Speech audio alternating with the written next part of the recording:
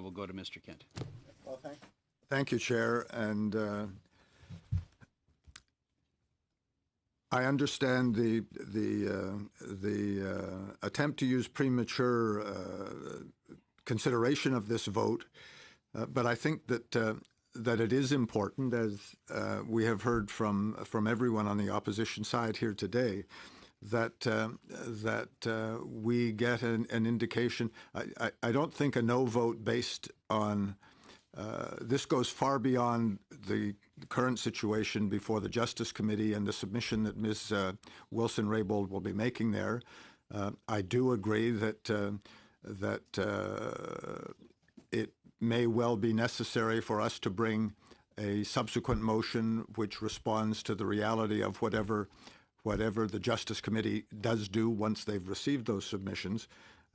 But Chair, I would suggest we go ahead with consideration of the motion and the amendment to the motion before us today.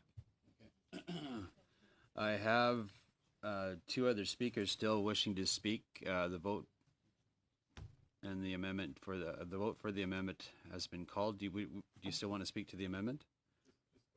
Okay, go ahead, Mr. Blakey. Partly, I'd just like to address some of what's been said in conversation, particularly the idea that we ought to wait on an appearance by the Conflict of Interest and Ethics Commissioner in order to undertake a study.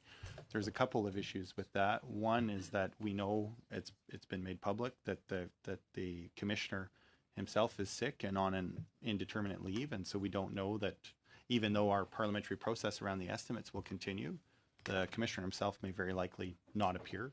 Even if he did, if the investigation were still underway, I'm quite sure that it's not his usual practice to comment on investigations that are actually happening. So until he concludes his investigation, there would be nothing for him to say at this in this place.